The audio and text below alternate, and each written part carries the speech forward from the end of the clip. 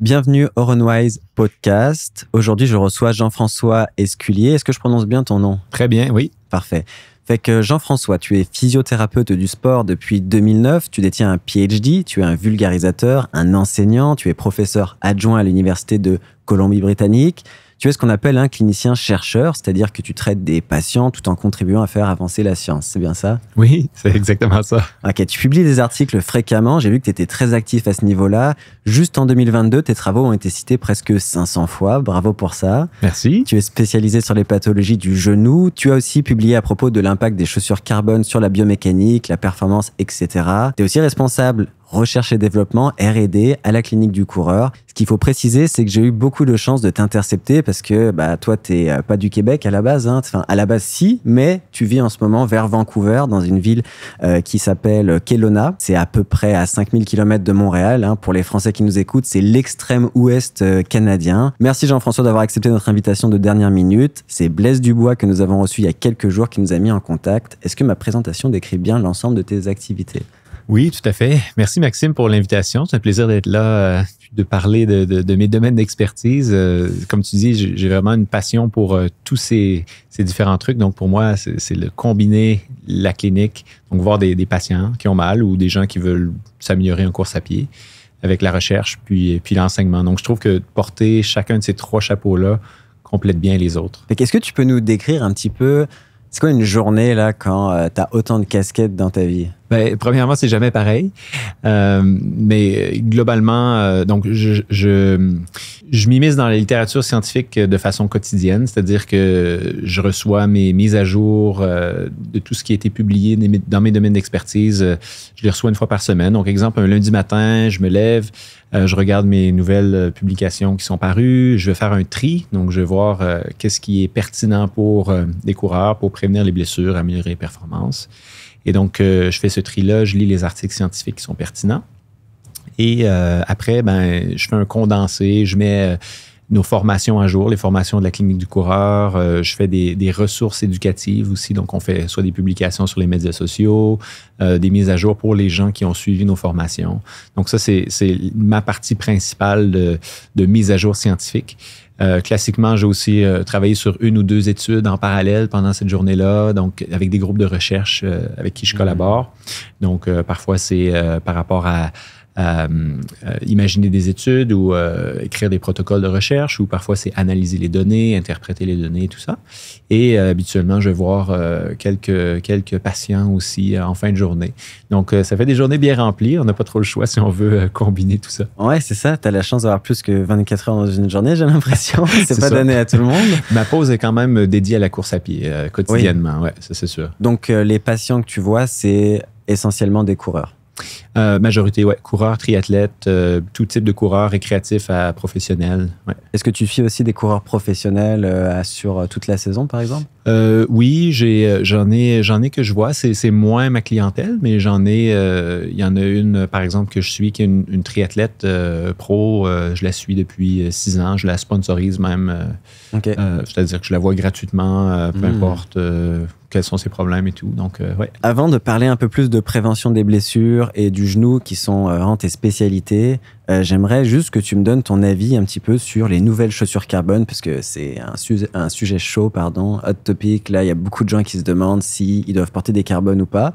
Donc, il y a l'aspect performance. Peut-être que ça fait gagner du temps, mais il y a aussi l'aspect qu'on a assez peu de recul à ce niveau-là, à long terme. Est-ce que ça va avoir un effet sur la biomécanique, la proprioception et tout? C'est quoi ton avis général là sur les chaussures carbone? C'est sûr que c'est la tendance du moment, c'est-à-dire que en performance en course à pied, il y a tellement de facteurs qui peuvent influencer. Puis souvent, les gens vont vouloir aller à la solution qui leur apparaît un peu plus simple, un peu plus facile. Donc, ils vont aller chercher la chaussure pour améliorer la performance. Donc, on ne peut pas les blâmer, mais pour moi, si tu n'as pas réalisé que, bon, par exemple, le volet renforcement n'était pas optimal, que ton sommeil n'était pas optimal, que ta programmation d'entraînement n'était pas optimale, je pense que tu devrais travailler là-dessus en premier. avant d'aller chercher des chaussures carbone. Ça, c'est mon avis personnel. Ce serait un peu un cache-misère dans certains cas parce que tu peux acheter un petit peu la performance, mais il y a quand même du travail à faire derrière aussi. C'est ça, exactement. Okay. Donc, je trouve que ça simplifie un peu, ça rend ça un peu simpliste, je devrais dire, le fait de dire, je vais aller me chercher des chaussures plaque carbone, ça va m'aider à performer mieux, alors que il y a tellement d'autres façons d'améliorer ses performances en course à pied. Mais après, il y a des bénéfices potentiels, pourquoi pas. C'est des chaussures qui sont légères, donc qui procurent un avantage intéressant d'un point de vue efficacité énergétique, consommation d'oxygène. Par contre, on avait fait une étude avec la clinique du coureur qui a été faite en Nouvelle-Zélande avec notre collaboratrice Kim Hébert-Lausier. Et on a comparé donc... c'est des coureurs plus récréatifs, donc qui couraient 20 à 25 minutes sur 5 kills. Okay. Donc, on s'entend que ce n'est pas de la haute performance, mais on voulait savoir quel est l'avantage de porter cette chaussure-là sur la consommation d'oxygène. Donc, les gens couraient avec leurs chaussures normales. C'était la condition contrôle, condition de base. Après, on leur donnait la chaussure Vaporfly, donc la première génération des Nike Vaporfly. Puis ensuite, on leur donnait une chaussure Saucony Endorphin, mais la version Racing Flat, pas la version carbone. Exact. Okay. Et finalement, on comparait leur consommation d'oxygène avec ces 3 chaussures-là. Et aussi, on comparait leur performance, un time trial c'était un 3 km sur tapis qu'on leur faisait faire pour voir justement est-ce que vraiment on avait un transfert vers la performance et pas que sur la consommation d'oxygène. Et ce qui est intéressant, c'est que on a fait quelque chose que les autres études sur les plaques carbone n'ont pas fait. On a peinturé toutes les chaussures en noir. Wow! Et là... Vous avez essayé d'annuler l'effet placebo. Là. Voilà, exactement. Parce que ça, c'est un point intéressant, puis on pourra en reparler. Mais si moi, on me donne la chaussure et on me dit, écoute, Eliud Kipchoge bat tous les records avec cette chaussure-là, j'aimerais mesurer si toi, ça t'aide aussi. Parce qu'on ne sait pas ce qui est dit aux participants des études des plaques carbone. 100%. Mais je serais un peu d'avis qu'il y a un petit peu peut-être de biais là-dessus. Donc, le fait d'éliminer ce biais-là peut être assez intéressant. On a essayé de le faire. On a peinturé et la Racing Flat et la Saucony Endorphin et la Vaporfly. Puis, ce qu'on a remarqué, finalement, c'est que les 2 chaussures amélioraient la consommation d'oxygène. Donc, et la Saucony et la Nike. Par contre, les gens avaient une tendance à trouver la Nike plus confortable, probablement parce que c'était plus en lien avec leurs habitudes. C'est des gens qui couraient avec des chaussures un peu plus absorbantes, donc si on leur donnait un Racing Flat, ils sortaient un peu de leur zone de confort. Et sur le time trial, sur la performance, on avait quelques secondes d'avantage pour la Vaporfly. Donc, on se pose la question... est-ce que c'est vraiment en lien avec une meilleure consommation d'oxygène ou une efficacité biomécanique ou est-ce que c'est plutôt en lien, par exemple, avec le confort qui fait qu'ils ont pu aller chercher quelques secondes de plus sur un 3 km? Mais vous n'avez pas retrouvé le 4% finalement? C'était autour de ça, l'amélioration par rapport à leurs chaussures habituelles. Par contre, la Saucony Endorphin était aussi dans cet intervalle-là. Et elle n'avait pas de plaque de carbone. Exactement. Donc, vous pensez que ce n'est pas nécessairement la plaque de carbone qui va faire une différence, mais ça va être plus le poids, le foam, etc. Exactement, oui. OK. C'est intéressant comme étude. Et est-ce qu'il y avait des différences selon les participants? Parce qu'il y a ça aussi, c'est que les études scientifiques, elles donnent des moyennes, mais un individu, il s'en fout de la moyenne. Là. Il veut savoir de quel côté il est de la moyenne, du bon ou du mauvais côté. En gros, est-ce que c'est $300, il va avoir un retour sur investissement ou pas trop? Oui, assurément. On avait beaucoup de variations. Puis, je dirais que de façon générale, il y a eu un nombre plus important de personnes qui ont bénéficié de la Vaporfly un peu plus. Il y en a qui ont bénéficié de la Saucony un peu plus. Très peu de gens, il y en a peut-être un ou deux là, qui bénéficiaient plus de leurs propres chaussures, là, ce qui est un peu étonnant dans l'étude, mais la grande majorité, c'était soit une, soit l'autre, mais plus de gens avec la Vaporfly. OK. Wow, intéressant. Fait que ça prendrait presque que les gens testent leurs chaussures, les comparent entre elles, fassent une petite étude en laboratoire personnel. C'est ça. Mais en fait, ça, c'est intéressant parce qu'il y a une marathonienne, en fait, notre marathonienne la plus rapide au Canada, Malindi Elmore, qui vit à Kelowna, qui est entraîneur à l'équipe de club de course de la Colombie-Britannique, de l'université. Et elle, c'est ce qu'elle a fait. Donc, elle, son sponsor... Elle a un peu choisi en fonction de ça. Elle est allée tester différentes chaussures en laboratoire sur sa consommation d'oxygène. Puis, elle a dit, moi, c'est la Saucony qui me rend plus efficace. Et elle a dit, ben, je vais avec ce sponsor-là, puis voici mes nouvelles chaussures. Est-ce que tu crois à l'effet rebond, justement, si on parle un peu du foam? Parce que, OK, mettons la plaque de carbone, c'est peut-être un peu surcoté. Mais est-ce que le foam, juste physiquement, alors c'est vraiment pas mon expertise, mais on peut imaginer que si le foam, il se comprime et qu'il renvoie de l'énergie, ben, ça pourrait améliorer la foulée. Est-ce que t'y crois, toi, à ce mécanisme? Je pense qu'il y a beaucoup de marketing là-dedans. Okay.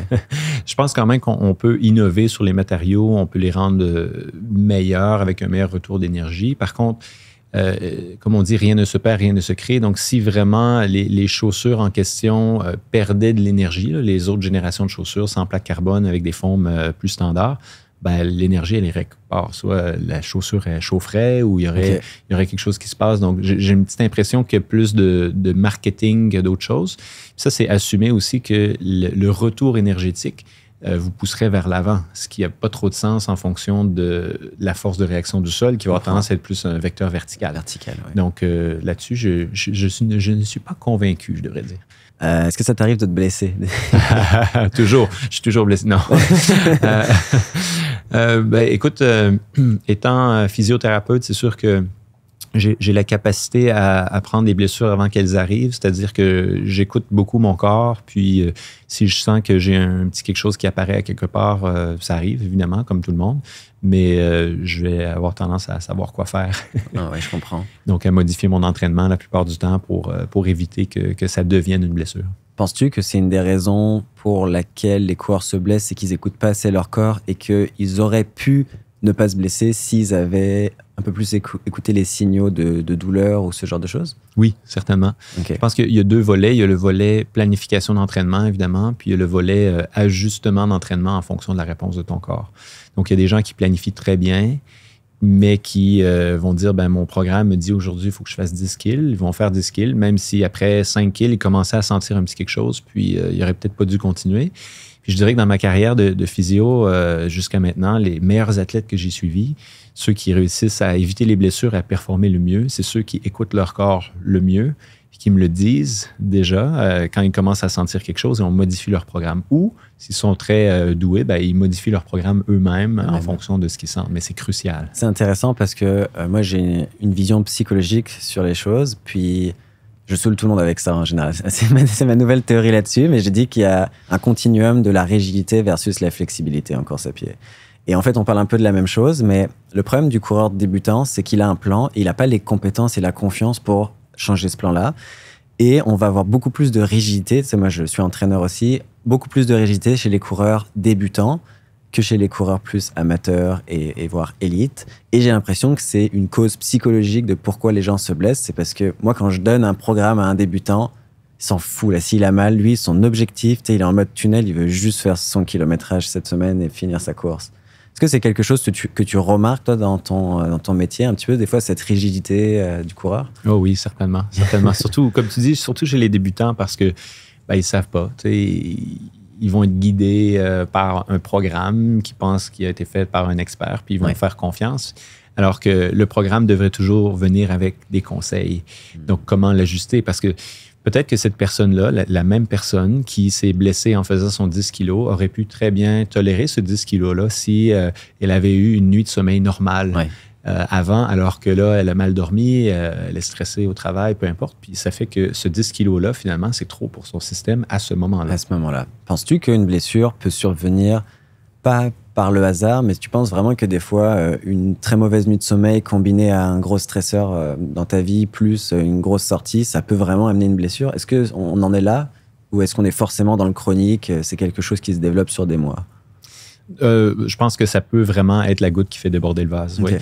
Donc, ça prend pas beaucoup parfois pour être en surcharge. Puis la surcharge, elle n'est pas que... il y a plusieurs facteurs, en fait, qui influencent cette surcharge-là pour en arriver à une blessure, évidemment. Donc, moi, j'aime bien utiliser le modèle qui est les contraintes, donc les charges mécaniques versus la capacité du corps à s'adapter. Donc, il y a des gens qui se blessent parce qu'ils augmentent trop la contrainte mécanique, soit ils augmentent leur volume, leur vitesse, les côtes, etc. ou il y en a qui changent rien du tout dans leurs contraintes, mais qui, justement, vont moins bien dormir, une situation de stress au travail, ils ont un nouveau bébé. Bon, il n'y a rien qui a changé dans l'entraînement, mais cette capacité à tolérer l'entraînement qui habituellement serait bien toléré, elle n'est pas là. Donc, ça mène à, justement, potentiellement cette surcharge qui peut arriver même juste à une course et non pas nécessairement un cycle ou une répétition de surcharge après une semaine ou deux. Mais si tu devais me décrire pourquoi un coureur se blesse, qu'est-ce que tu me dirais, là, brièvement? Ben, c'est un peu le modèle dont je parlais. Pour moi, c'est contrainte versus capacité. C'est vraiment comme ça que je le résume. Donc, est-ce que tu as changé quelque chose dans ton entraînement trop rapidement par rapport à ce que ton corps pouvait tolérer? Chaque personne est différente. Donc, c'est pas parce que ton voisin, ton ami fait tel truc que tu devrais suivre le même programme d'entraînement que cette personne-là. Puis peut-être que pour toi, ce programme-ci est bien maintenant, mais que si tu le refais dans un an, ça fonctionnera pas. Donc, il y a tellement de facteurs qui influencent le risque de blessure, mais globalement, c'est vraiment, pour moi, c'est un manque d'équilibre, un déséquilibre entre les contraintes appliquées et comment ton corps peut les tolérer et s'adapter à ce programme. Mais ça me fait penser, tu vois, moi, j'écris des plans pour mes coureurs 4 semaines à l'avance. C'est le maximum que je me rends, mais tu sais, par rapport à notre discussion, je me rends compte que c'est déjà énorme, là, 4 semaines. Et ça fait 2 ans que je coach, donc ça fait pas si longtemps. Et je me rends compte qu'un des problèmes de la façon de coacher de manière générale, c'est justement qu'on écrit des plans qui sont faits pour être suivis. Et même si on dit aux athlètes, c'est le plan qui s'adapte aux athlètes et pas l'inverse, un athlète, il a envie de faire le plan à 100%. Fait que, moi, aujourd'hui, j'essaye de dire à mes athlètes, un bon critère de réussite, c'est si vous faites 80% du plan. Je pense que c'est mieux 80 que 100, parce que si vous faites 100, soit ça veut dire que j'ai une boule de cristal et que je suis capable d'anticiper tout ce qu'ils font dans leur vie, ce qui est genre impossible, soit peut-être ils sont un peu trop rigides, etc. Est-ce que tu as un avis, toi, là-dessus, sur peut-être un conseil à donner aux entraîneurs sur comment on devrait penser nos plans ou quels conseils on devrait donner à nos athlètes en parallèle pour que vraiment le plan ne nuise pas, tu vois, au stress biomécanique, etc. C'est sûr que dans le monde idéal, il faut avoir un plan. Mais est-ce que, encore une fois, dans le monde idéal, le coach planifierait d'avance les prochaines semaines, mais demanderait à chaque jour à l'athlète comment il se sent, puis il pourrait ajuster même les entraînements à venir dans cette même semaine-là, mais en ayant une vue d'ensemble de où est-ce qu'on s'en va avec ça. Donc, on s'entend que sur le terrain, c'est assez difficile, assez complexe d'être aussi strict, aussi rigoureux dans un suivi journalier. Mais pour moi, ce serait la façon idéale de le faire. Donc, assurément, il faut demander à l'athlète comment il tolère son entraînement. Il faut questionner sur son état. En fait, j'aurais tendance à dire quotidien. Donc, comment tu te sens aujourd'hui par rapport à hier? Est-ce que tu as des nouvelles douleurs? Est-ce que tu as bien dormi? Donc, puis d'essayer de juger, là, puis il y a de l'expérience là-dedans, évidemment, mais d'essayer de juger est-ce que l'athlète va être en mesure de tolérer ce prochain entraînement-là que je lui ai recommandé. Puis après, on peut avoir un échantillon de quelques semaines avec un athlète, puis prendre un peu plus de recul après, puis lui dire, écoute, vas-y pendant une semaine, tu vois comment tu le tolères, puis on commence à connaître l'athlète, puis on y va pour plus longtemps après. Fait que finalement, ce serait des stratégies de communication que tu as avec tes athlètes, etc. Ouais. Donc ça prend que tu n'es pas 400 athlètes, sinon c'est ça. Pas possible. Exactement. J'aime bien donner l'exemple. En fait, c'est pas un exemple de course à pied, mais c'est un exemple de volleyball. Il y a un entraîneur qui est à l'université où je suis, en Colombie-Britannique, qui, lui, a fait un doctorat sur le monitoring d'athlètes avec des capteurs, tout ça. Donc, lui, il voulait savoir combien de sauts les athlètes font, combien de frappes de balles ils font. Puis, il a travaillé avec l'équipe de l'université, justement. Il a pris l'équipe en charge, puis il a compté tous ces trucs-là. Il y avait ses documents Excel, etc. Mais il faisait aussi le suivi de, as-tu bien dormi? Comment tu te sens à chaque jour pour chacun de ses athlètes? Puis ce qui est intéressant, c'est que la première année où il a fait ça avec l'équipe, il a réussi à avoir 0 blessure dans toute la saison de volley, là, ce qui est quand même assez impressionnant, sauf les blessures traumatiques, les entorses de cheville, de tomber sur le pied de quelqu'un au filet. Là, ça arrivait quand même, mais pas de blessure de surutilisation de toute la saison. Et en fait, ils ont aussi gagné le championnat national. Donc, un aspect performance qui était... plus tes joueurs sont en santé, plus ils peuvent performer à leur top. Donc, lui était capable de personnaliser, en fait, les charges d'entraînement, pas avec une vision d'équipe, mais avec une vision vraiment individuelle.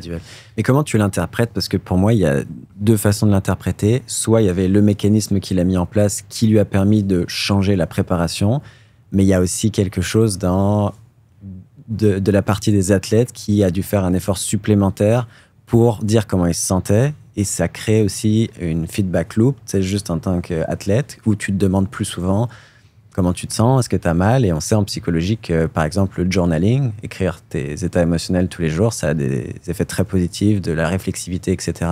Parce qu'en fait, c'est comme un muscle, quoi, ça se travaille. Est-ce que c'est probablement les deux, j'imagine? Oui, est-ce qu'il y a dans l'article, ils expliquaient un petit peu comment ils interprètent ces résultats? Non, en fait, puis c'est par conversation avec le coach en question. C'est pas nécessairement un article publié, mais c'est ça. Mais ça va. En fait, le coach, j'avais eu quand même une bonne conversation avec lui. Il m'avait expliqué tout ça. Puis, en fait, je l'ai invité dans un congrès à parler de son approche pour aider les entraîneurs justement à bien planifier les programmes pour leurs athlètes. Ouais. C'est intéressant. Mais tu vois, dans ce sens-là, moi, ce que je fais avec mes athlètes maintenant, c'est que sur la plateforme de coaching que j'utilise, je les oblige, alors j'avoue, j'aime pas trop faire ça, ils sont jamais obligés, mais je leur recommande très fortement de noter leur perception d'effort sur 10 après chaque entraînement et leur sensation, qui est plus l'état émotionnel.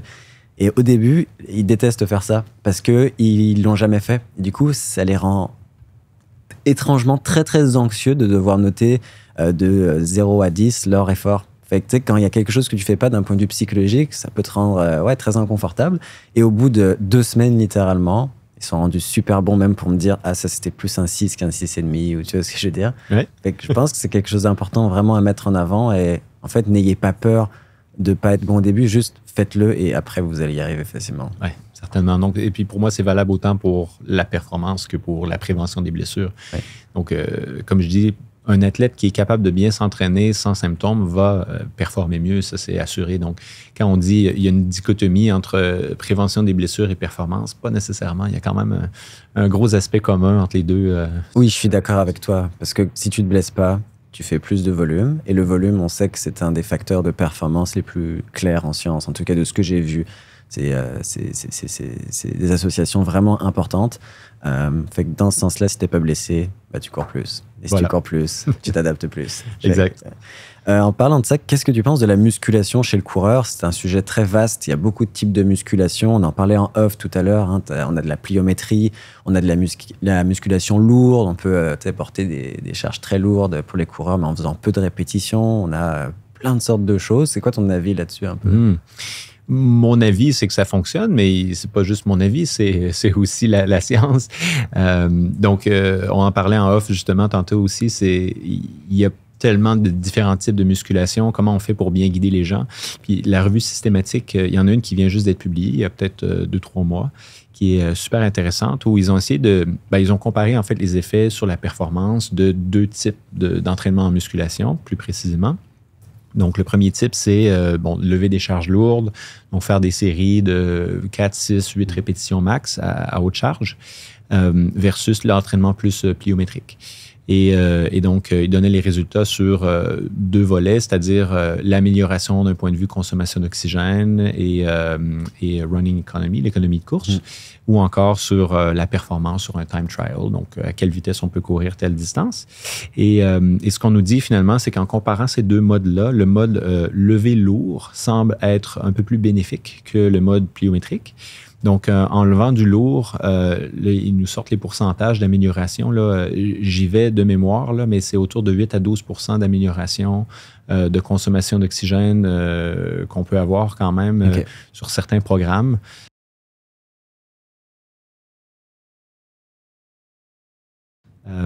Et ça, c'est avec des programmes qui durent minimum 8 semaines de renforcement, de musculation. Ce qui n'est pas si long que ça non plus. C'est pas si long. Donc, idéalement, eux suggèrent un minimum 10 semaines, même selon les données, pour avoir un peu plus de bénéfices. Donc, 10 à 12 semaines, à 14 semaines potentiellement. Donc, on parle quand même d'être régulier pour un bon cycle d'entraînement.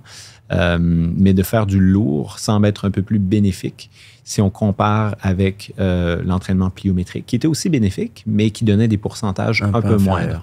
Donc, la question, c'est est-ce qu'on choisit l'un ou l'autre ou est-ce qu'on combine les deux?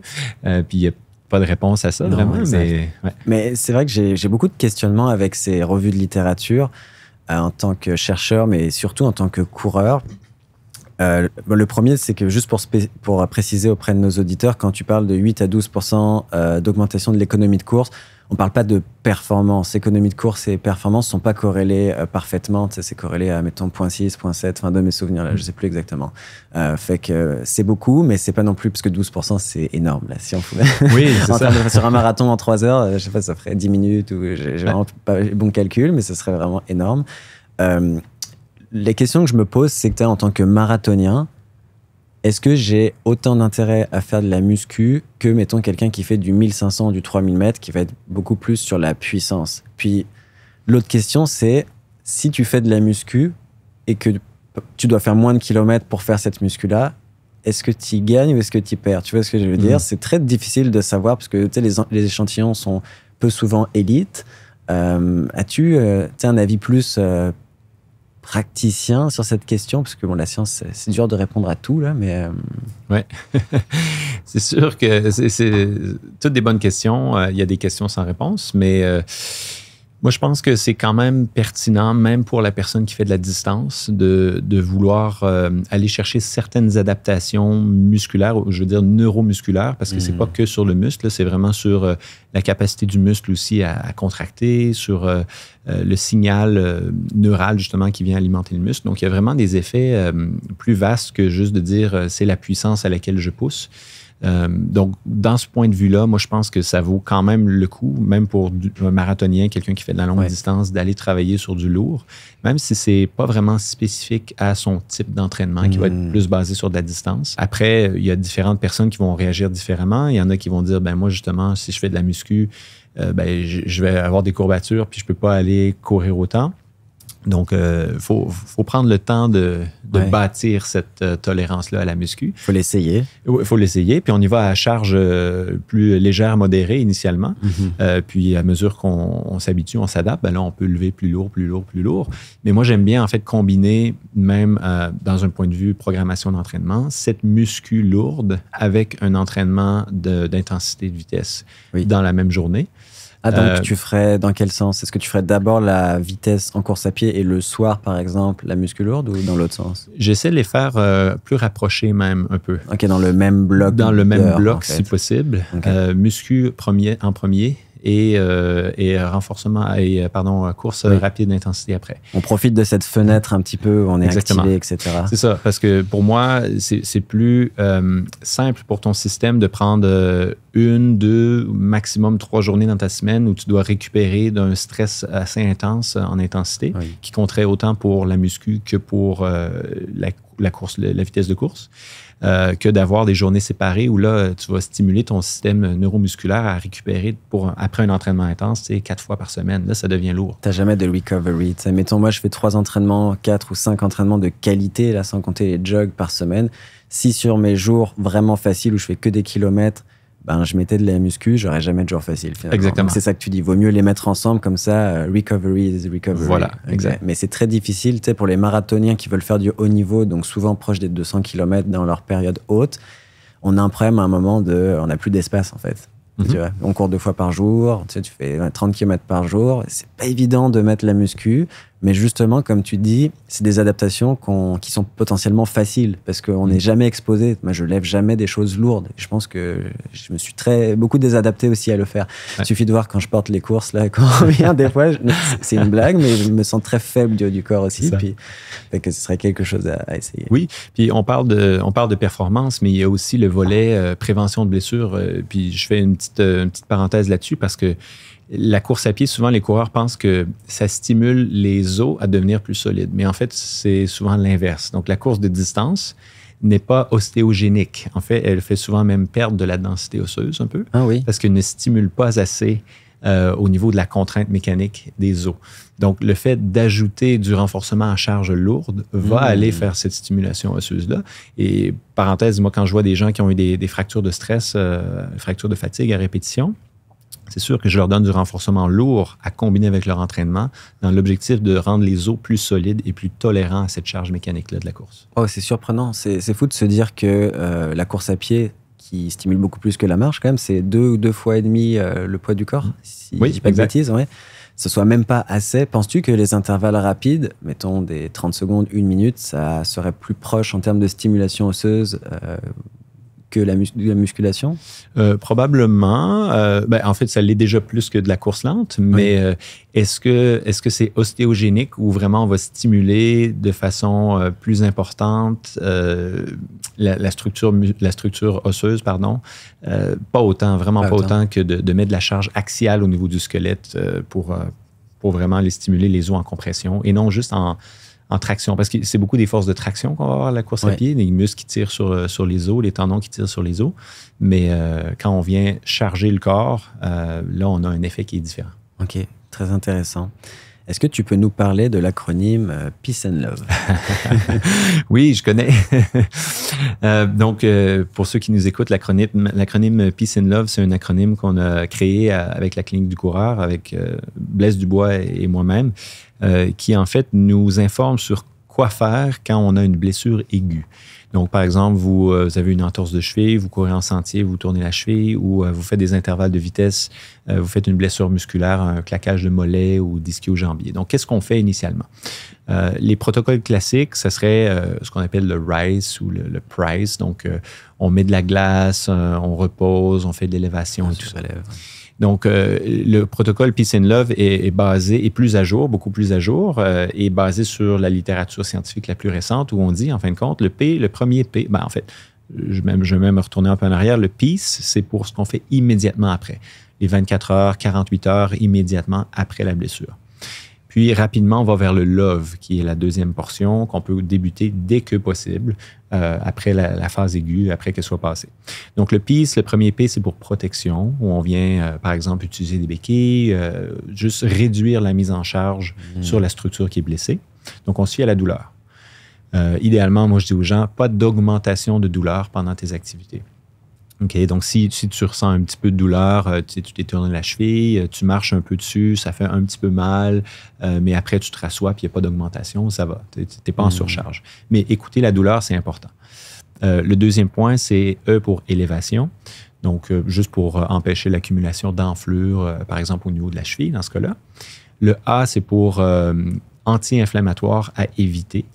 Et ça, c'est un point, évidemment, qui est nouveau dans l'acronyme et moi, je trouve très intéressant. Pour ceux qui nous écoutaient, là, parenthèse, les coureurs, là, il y a 50% des coureurs qui consomment des anti-inflammatoires avant, pendant ou après une course. C'est ce qu'on avait discuté avec Blaise. On était hyper surpris par ces statistiques parce que c'est surprenant et si c'est surprenant, c'est-à-dire que les gens n'en parlent pas trop. C'est-à-dire qu'il y a quand même un petit tabou autour de ça. C'est ça. Je veux dire, je coach 40 athlètes depuis 2 ans et demi. Il n'y a jamais personne qui m'a dit qu'il prenait des anti-inflammatoires, mais statistiquement, il y en a forcément qui en prennent. C'est ça.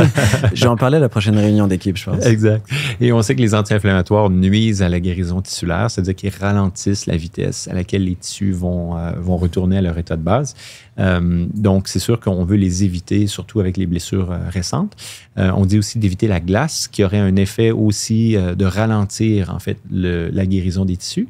Pas autant que de prendre des anti-inflammatoires en pilule, mais quand même, dites-vous que votre corps a évolué pendant des millions d'années pour créer une réaction inflammatoire, amener du sang dans la région pour stimuler un processus de guérison quand vous vous blessez. Et nous, ce qu'on va faire, on pense qu'on est plus intelligent que notre corps, on va mettre de la glace pour empêcher ce flot sanguin-là d'arriver, ce qui n'a aucun sens. Est-ce qu'il peut y avoir trop d'inflammation dans le corps en termes de blessures? Ça peut arriver? Ça peut arriver. Par contre, initialement, après la blessure, je pense qu'on ne peut pas juger vraiment s'il y en a trop ou pas. Donc, l'idéal pour moi, c'est de ne pas intervenir, puis de laisser le corps faire ce qu'il veut. Puis après, si on voit qu'il y a eu un peu, souvent je dis un overshoot, là, une augmentation un peu trop importante du processus inflammatoire, ben là, on peut essayer de le contrôler. Mais d'emblée, moi, je n'ai pas tendance à vouloir l'influencer. D'accord. Donc, ensuite, on a le C pour compression. Donc, pour éviter l'accumulation d'enflure trop importante.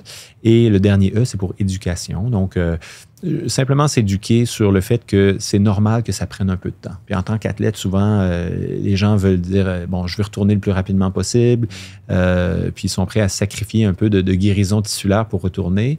Par contre, moi, mon rôle, c'est de les informer sur les effets long terme aussi. Puis si eux disent, ben moi, ça me dérange pas le long terme, Ça va, tu peux pousser dedans, mais après, c'est la décision des gens, mais il y a un délai à respecter pour la guérison tissulaire. Donc, simplement d'éduquer les gens à ça, puis de ne pas vouloir aller nécessairement investiguer, faire plein de tests pour savoir qu'est-ce qui se passe, parce que souvent, on va trouver des trucs qui ne sont pas pertinents. Puis, je prends un exemple, quelqu'un qui aurait une entorse au genou, puis il va faire une résonance magnétique parce que ça fait mal à son genou, il veut savoir pourquoi ça fait mal. Et là, on va trouver une déchirure de quelque chose qui était peut-être déjà là avant que la blessure arrive. C'est pas une preuve. C'est ça. Donc là, on joue sur le facteur psychologique. La personne, elle panique. Elle dit, ouais, mais j'ai une déchirure de ci, de ça. Mais elle l'avait peut-être avant, puis ça faisait pas mal. Parce que ça arrive souvent, les gens qui ont des trouvailles comme ça, fortuites sur imagerie. Il y a 68% des gens qui ont pas mal à la hanche, qui vont avoir une déchirure de leur labrum sur une résonance magnétique. OK? Donc, c'est normal de voir des trucs comme ça sur imagerie. Donc, il ne faut pas s'inquiéter. Il ne faut pas vouloir investiguer à moins d'avoir une raison. C'est-à-dire, est-ce que ça change ce que je fais? Est-ce que ça change mon approche? Ou est-ce que... je vais garder comme ça. Est-ce que ça change mon approche, finalement? Donc, toi, tu déconseillerais nécessairement d'aller faire un IRM dès que tu as une moindre blessure, même si elle prend un peu trop de temps. Souvent, ça va plus être un problème de protocole de réhab, de ton expérience. Certainement. Plutôt que d'avoir un nouveau diagnostic qui va peut-être créer des nouveaux problèmes, des nouvelles données qui ne sont pas pertinentes pour le diagnostic. C'est ça. C'est sûr que si on a une incertitude diagnostique, que l'IRM peut nous aider, ben là, ça peut valoir le coup. Mais même ça, parfois, pour 2 diagnostics différents d'une blessure de genou, l'approche va être relativement pareille. Donc, si ça ne change pas mon approche, je n'ai pas de raison d'aller référer vers une imagerie parce que ça ne change pas ce que je fais. Ouais. Est-ce qu'il nous manquait le LOVE? Le LOVE, oui, le LOVE. Le LOVE, donc L pour load, recharger, restimuler. Donc, par exemple, si j'utilisais des béquilles, ben là, je vais arrêter d'utiliser les béquilles, je vais commencer à marcher un peu plus, je vais reprendre la course, je vais écouter mon corps, puis recharger. Le O, c'est pour optimisme. Donc, simplement, l'état d'esprit, je pense que c'est ton domaine, évidemment, Maxime, mais juste d'être positif dans la récupération de la blessure peut faire une très bonne différence d'un point de vue récupération, retour à la fonction normale. Ensuite, on a le V pour vascularisation, qui veut dire faire une activité cardiovasculaire pour amener du flot sanguin, stimuler la guérison dans le secteur. Est-ce que la marche en fait partie? La marche, je dirais non. Ça serait plus dans le load. Donc, dans le vascularisation, ce serait plus d'avoir chaud un peu. Donc, d'avoir une activité qui permet d'être un peu essoufflé. Donc, ça peut être du vélo. Le cœur un peu, là. Exactement. Okay. Vélo stationnaire, natation, quelque chose qui te permet de garder, de stimuler ta physiologie sans exacerber la blessure. Est-ce que c'est une question de débit sanguin ou c'est une question d'intensité? Parce que, par exemple, si tu montes une côte en marchant, tu vas apporter du flow. Est-ce que ça marcherait ou est-ce qu'il faut qu'il y ait de l'impact un petit peu? Non, ça pourrait marcher. Si tu dis je fais de la pente, là, oui, certainement. Dans le fond, il y a 2 objectifs à ça. Il y a le flot sanguin local, mais il y a l'effet systémique aussi de stimuler son corps pour vouloir stimuler tous les processus au niveau du corps qui vont aider à la guérison. Puis là, on parle hormonal, de tous les neurotransmetteurs et c'est très complexe. Exactement, oui. Et le dernier E, c'est exercice. Donc, simplement restaurer l'amplitude articulaire, la force musculaire, la proprioception, etc., en fonction de la blessure. D'accord. Dans un protocole qui est bien quantifié, qui est une charge progressive, et j'imagine tout réside là-dedans, en fait. Souvent, quand les gens disent « ça n'a pas marché ma réhab », ça arrive souvent, j'imagine, qu'ils passent beaucoup trop vite les étapes, ou même parfois qu'ils passent beaucoup trop longtemps dans un seuil d'adaptation modéré, ou ce genre de choses. Est-ce que c'est ce que tu constates sur le terrain? Certainement. Oui, la majorité du temps, c'est le dosage n'a pas été bien fait. Soit que ça a été commencé trop tôt ou trop tard, ou il n'y a pas eu assez de stimulation, ou il y en a eu trop. Donc, c'est vraiment l'intensité et le timing qui va, la majorité du temps, causer le non-succès de l'intervention en réadaptation. Oui, c'est pour ça que vous avez fait d'ailleurs des plans à la clinique du coureur de réhab qui sont ultra populaires. Je suis même sûr qu'ils ont été utilisés des dizaines de milliers de fois, là, ces plans-là. Tu les connais, ces plans? Oui, je les ai déjà vus. Tu les utilises des fois avec des patients ou... Très souvent, oui. Tu les remets à ta sauce, etc. C'est un bon départ. OK, parfait. Ouais. J'ai une dernière question. Est-ce que tu recommandes le changement de biomécanique pour des coureurs qui se blessent souvent? Et si oui, comment? Très bonne question. Donc, quand on dit des coureurs qui se blessent souvent, moi, C'est sûr que s'il y a une blessure, d'abord, qui a une tendance à revenir, je vais toujours regarder, comme je disais tout à l'heure, l'équilibre entre contrainte et capacité. Là. C'est sûr que je vais toujours commencer par ça. Je vais m'assurer qu'il n'y a pas de surcharge à quelque part, qu'on respecte la capacité d'adaptation du corps. C'est la plus grosse partie du casse-tête que finalement j'utilise dans ma pratique. Après, les modifications du patron de course, ça peut aider à répartir les contraintes différemment au niveau des jambes. Donc, chez quelqu'un, par exemple, qui aurait souvent une blessure au genou. Bon, les blessures au genou, c'est l'articulation la plus souvent blessée en course à pied. Il y a des façons de courir qui nous permettent de diminuer la contrainte qui va être appliquée au niveau du genou. Donc, ça pourrait être pertinent chez cette personne-là de dire, bon, écoute, tu fais à peu près tout correctement d'un point de vue contrainte, capacité. Donc, peut-être que ça vaut le coup d'essayer de faire des modifications au niveau de ton patron de course à ce moment-là ou de tes chaussures. Mais je ne vais jamais commencer par ça c'est certain. Non. Il y aurait beaucoup de choses à voir avant, justement, de changer sa biomécanique. Oui. Parce que souvent, l'erreur des coureurs, comme on parle avec Blaise et toi, c'est qu'on quantifie mal le stress, qu'on est trop impatient de faire beaucoup de volume, beaucoup d'intensité, beaucoup de côtes, etc. C'est ça. Puis après, il y a des façons de changer son patron de course aussi qui sont plus sécuritaires que d'autres. C'est-à-dire que le meilleur exemple que je peux utiliser, c'est au niveau de la cadence. Donc, combien de pas par minute on fait. Le coureur moyen va avoir une cadence autour de 155 à 160 pas par minute. Ce qui est considéré comme étant un peu bas selon la littérature scientifique pour optimiser les charges qui vont être appliquées, les contraintes au niveau du genou, par exemple, ou de la hanche. Donc, très souvent, ce qu'on va vouloir faire, c'est augmenter cette cadence-là. Donc, faire des plus petits pas plus courts et plus rapides, mais en conservant la même vitesse. Donc, finalement, d'augmenter cette cadence-là, on va avoir des effets comme limiter la longueur de la foulée. On va diminuer le déplacement vertical, donc le sautillement sur place, finalement. Et tout ça va contribuer à diminuer la quantité de contraintes appliquées au niveau du genou, au niveau de la jambe en général. Et c'est une intervention qui est très sécuritaire.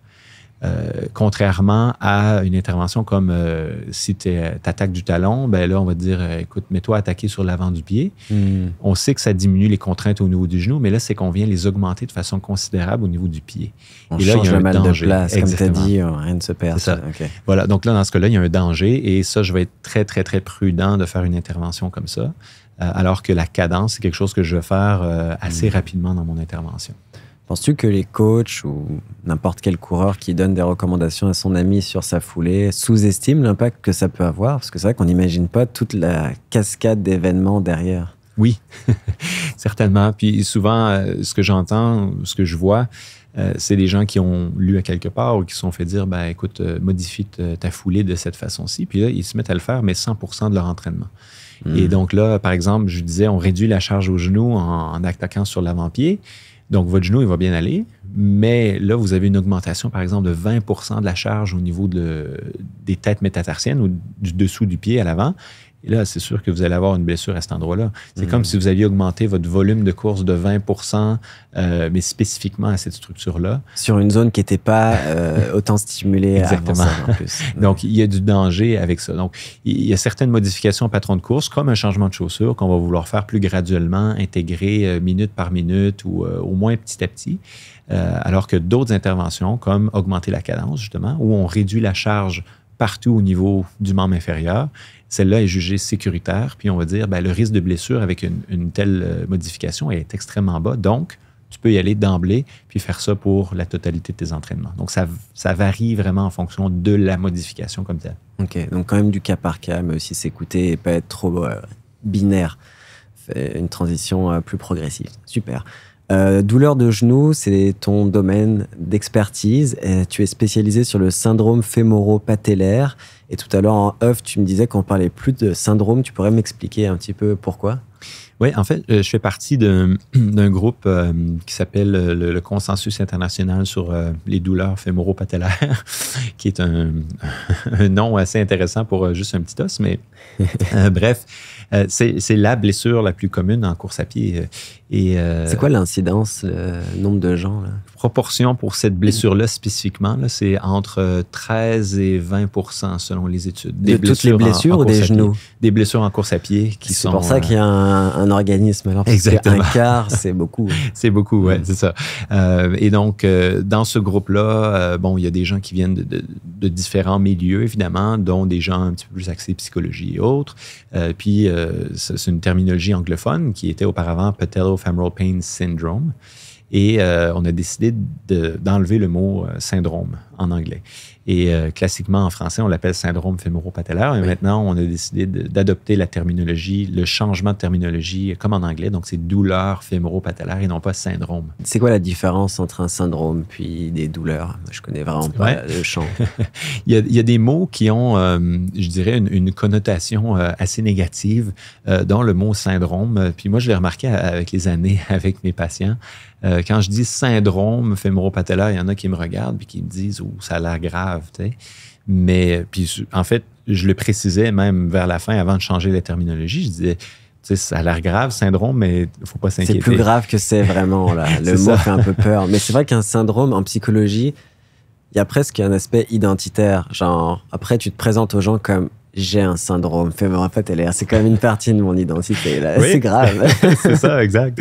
Donc, maintenant, on utilise douleur fémoro-patellaire pour essayer de minimiser un peu ça. C'est quoi les facteurs de risque? Est-ce qu'il y en a? Pourquoi certaines personnes vont toujours se blesser au genou? Moi, c'était mon cas. Par exemple, dans ma carrière de coureur, mettons sur 20 blessures, j'en ai eu à peu près la moitié au genou. Avec le temps, j'ai trouvé des façons, etc. Mais avant peut-être de t'expliquer qu'est-ce que je faisais et si c'était une bonne idée pour mes genoux, c'est quoi les facteurs de risque? Ça, c'est un débat dans la littérature scientifique aussi, les facteurs de risque spécifiques. Donc, il y en a qui parlent de la façon de courir, la qualité du mouvement, ces trucs-là. Est-ce que ton genou va vers l'intérieur quand tu cours? Mais ça, en fait, ce sont des hypothèses qui n'ont jamais vraiment été démontrées d'un point de vue scientifique. Du moins, rien de solide. Là. Il y a eu quelques petites études, mais rien sur lequel on peut vraiment dire bon, ça, c'est un facteur de risque. Donc, sur l'aspect mouvement, qualité du mouvement, j'aurais tendance à dire pas de lien. En tout cas, pas de lien établi. Donc, il n'y a pas de caractéristique biomécanique qui peut dire « Oh, lui, il va se blesser au genou, c'est sûr ». Non, pas de c'est sûr. Okay. Il y a par exemple, les gens qui courent avec une plus grande force d'impact.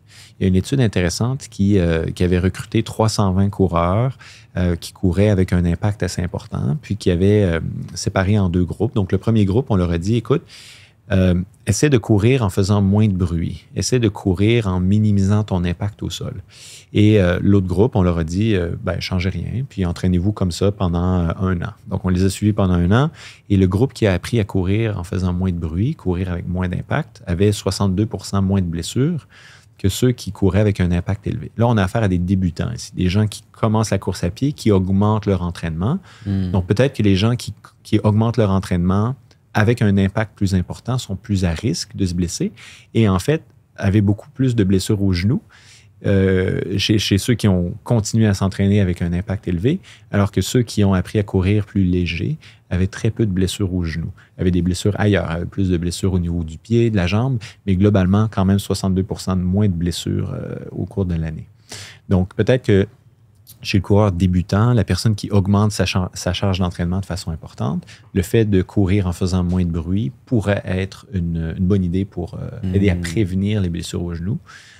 Donc, c'est là où on en est actuellement. Puis, sinon, autre que ça, bon, c'est sûr que le type de chaussures que vous portez influence aussi les charges aux genoux, mais après, on peut s'adapter à tout. Parce que je précisais les débutants, parce que le coureur qui ça fait, 25 ans qu'il court avec une force d'impact élevée, porte des chaussures plus amortissantes qui vont charger plus le genou, si elle a toujours fait ça, puis elle ne change rien, puis elle est pleinement adaptée, elle ne va pas se blesser au genou. D'accord.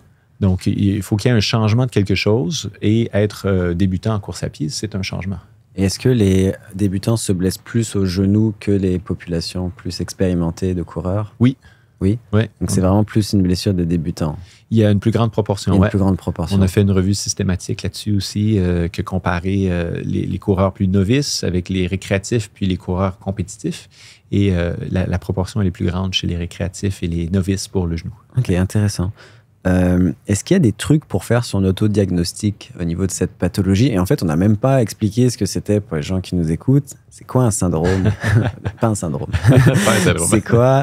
C'est quoi les douleurs fémoro-patellaires? Donc, si vous regardez votre genou, vous avez votre rotule qui vient s'articuler avec l'os qui est l'os de la cuisse, le fémur. Donc, la rotule, en latin, on l'appelle patella. D'où le terme syndrome, douleur fémoro-patellaire. Donc, l'articulation qui est derrière la rotule, entre la rotule et le fémur, va devenir irritée.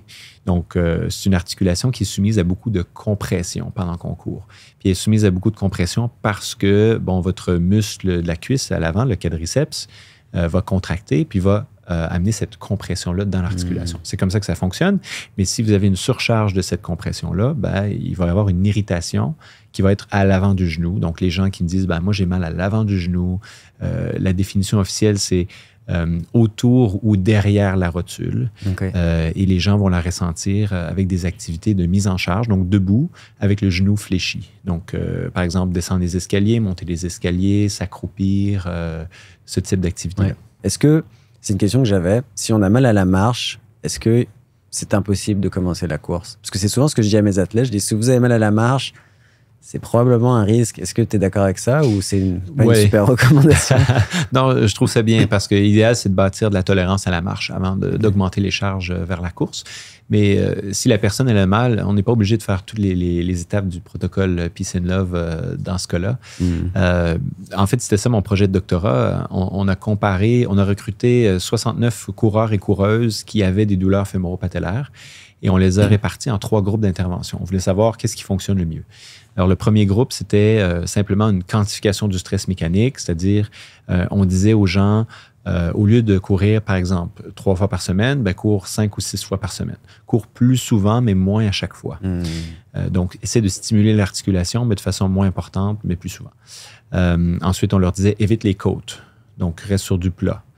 Ensuite, on leur disait, tu peux avoir un peu de douleur pendant la course, à condition que cette douleur soit revenue à un niveau pré-course à l'intérieur d'1 heure après que tu aies terminé de courir.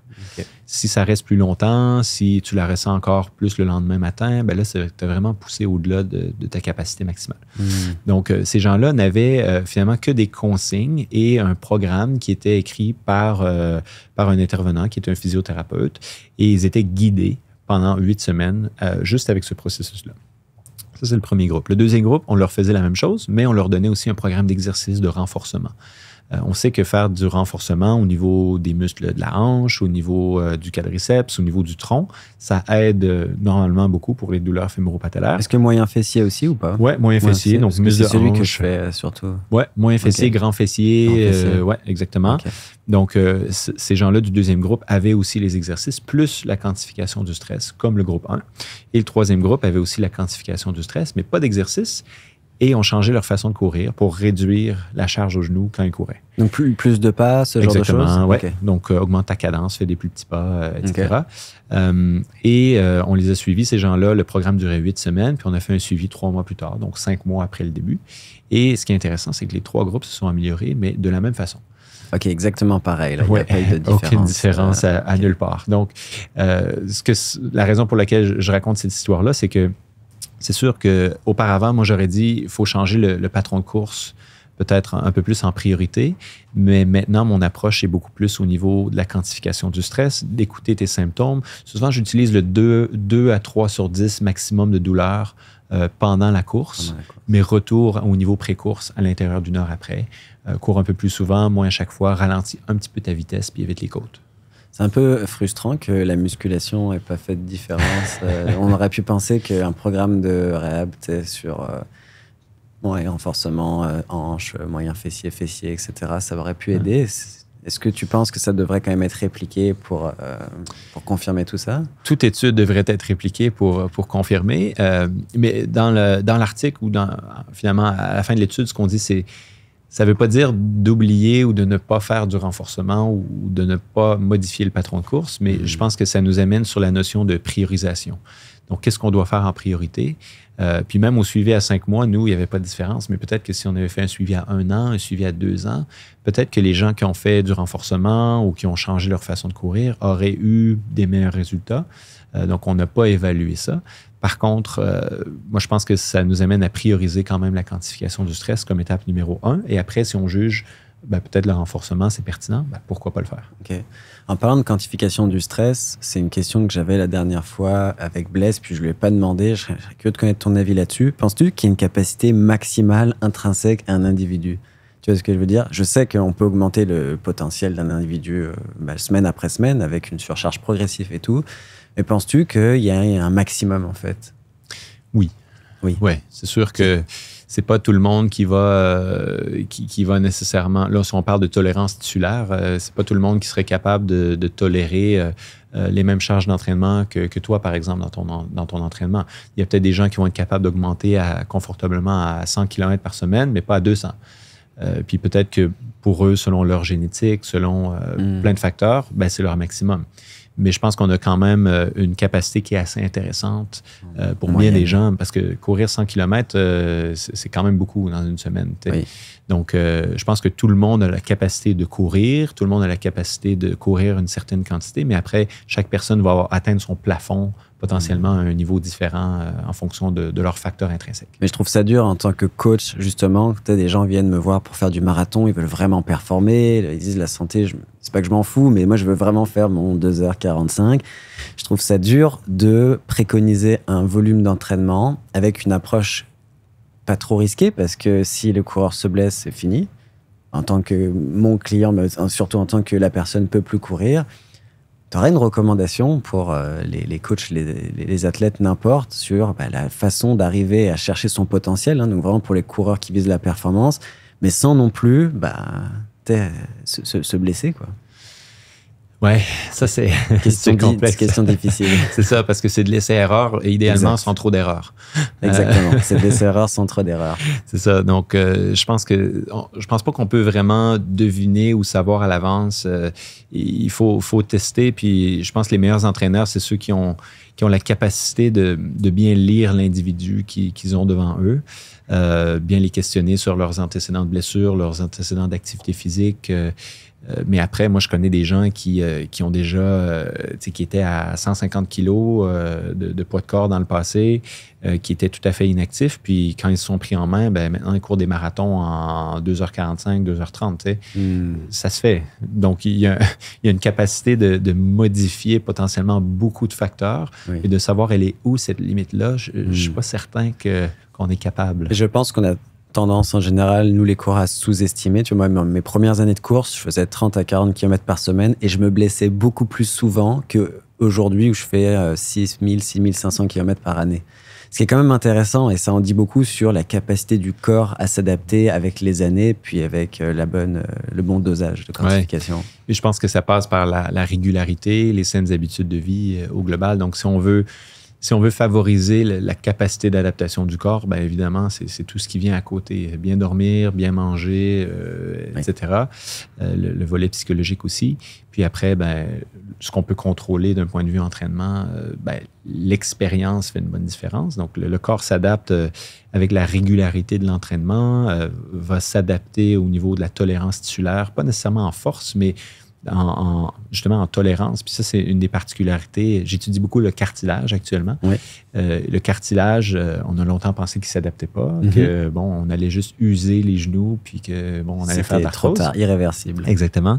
Alors que maintenant, ce qu'on se rend compte, c'est que le cartilage a cette capacité-là de s'adapter, pas nécessairement. Il peut devenir un peu plus épais avec la stimulation, mais c'est plus en termes de sa composition. Donc, il y a une concentration de molécules qu'on appelle les glycosaminoglycans. Finalement, c'est une molécule qui aide à attirer l'eau au niveau du cartilage.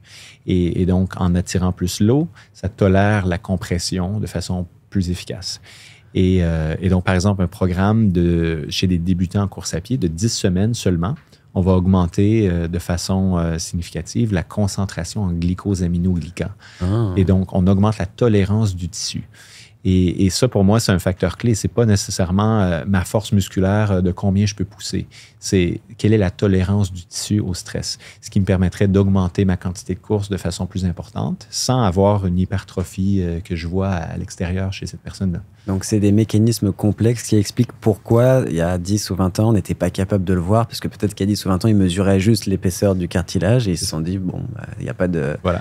Ok, c'est très intéressant. J'avais jamais entendu parler de ça. C'est vrai que c'est très technique, mais en même temps, ça permet de comprendre que faut toujours prendre du recul par rapport à la science d'une certaine façon, parce que on n'a peut-être pas les réponses aujourd'hui, mais si sur le terrain on constate que les gens ils ont moins d'arthrose, c'est peut-être qu'il y a des mécanismes qu'on n'a pas encore mis en lumière. Très intéressant. Je pense qu'au niveau de la durée, on va être bon pour aujourd'hui, à part si toi, Jean-François, tu as quelque chose à discuter plus au niveau du genou ou autre. Écoute, on peut prendre 2 petites minutes de plus pour parler d'arthrose parce qu'on en parlait. Puis tu me parlais de tes genoux aussi ouais. un petit peu avant. Oui.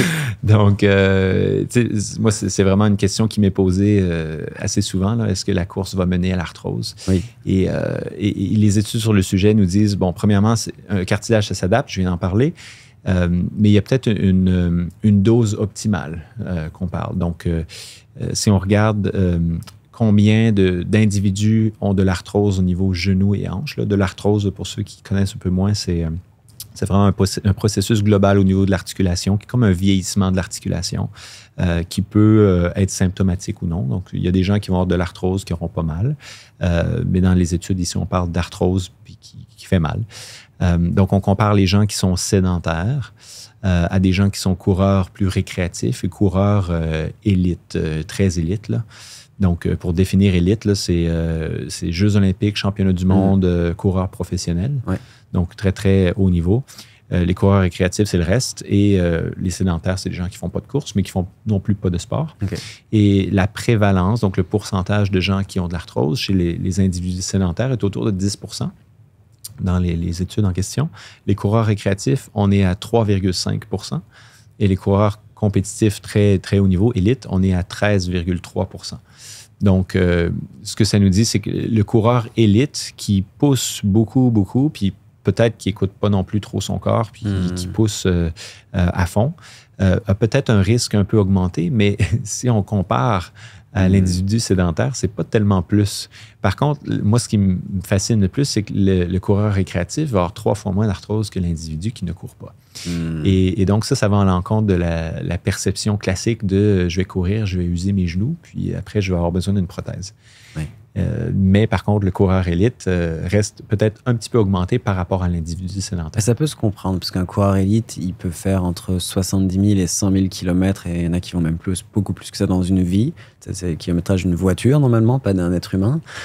Fait que ça peut quand même se comprendre, mais c'est très intéressant de savoir que on peut être en meilleure santé avec même un 50, 60, 70. Je serais curieux de savoir d'ailleurs c'est quoi la dose optimale en moyenne. Je sais qu'elle va varier d'individu à un autre. Mais ce serait, tu sais, moi souvent on me demande, tu crois que c'est quoi le kilométrage santé? Pour moi qui cours 200 km par semaine dans les plus grosses semaines, 70-80 c'est santé parce que c'est 2 fois moins voire plus, mais pour certaines personnes 70-80 c'est énorme déjà, tu vois. Est-ce que toi tu aurais une recommandation? C'est pas évident à faire, puis t'es même pas obligé. J'en ai pas, par contre je vais dire stimuler souvent, ça n'est pas obligé d'être très long à chaque fois, mais c'est comme ça que les tissus réagissent le mieux. Donc de faire de l'activité, un peu d'impact, idéalement chaque jour ou presque. Idéalement, dans le meilleur des mondes, c'est au moins 4 fois par semaine de course à pied. Moi, je pense pour maintenir le corps humain dans son état optimal, probablement jusqu'à 6 fois par semaine aussi. Okay. Ça n'est pas obligé d'être long à chaque fois. Ça peut être même juste 10 minutes, ça compte. Hein? Oui.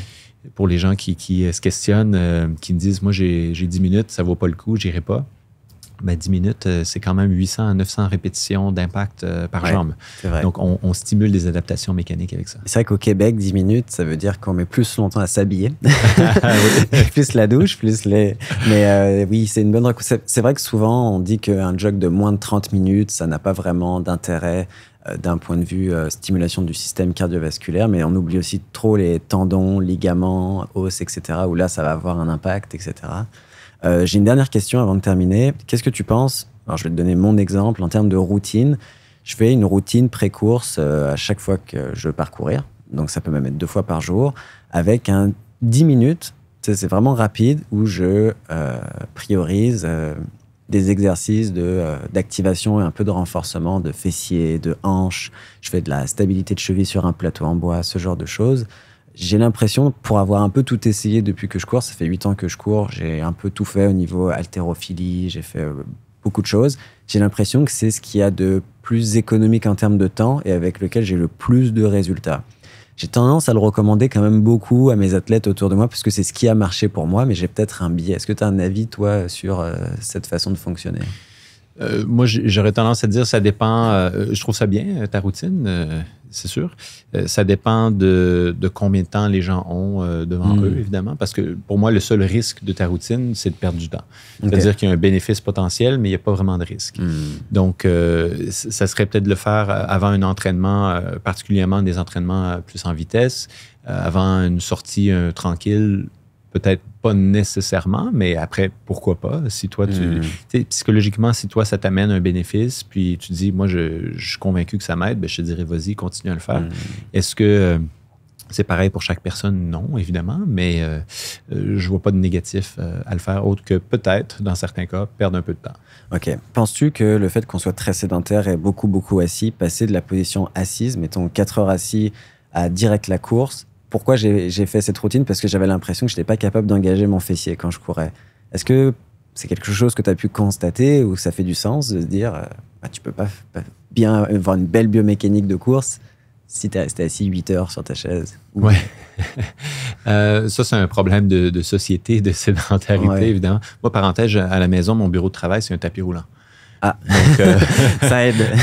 C'est ça. Tu donc, marches ou tu cours quand tu travailles? Je marche. En moyenne, c'est 2 à 4 heures par jour sur mon tapis. J'ai déjà fait 7 heures semi-marathon en travaillant à lire des articles scientifiques et tout. Donc, pour moi, ça fait toute la différence. C'est-à-dire que après, je vais courir. Ma pause, je vais courir. Je marche une bonne partie de la journée, mais ma pause, je vais courir.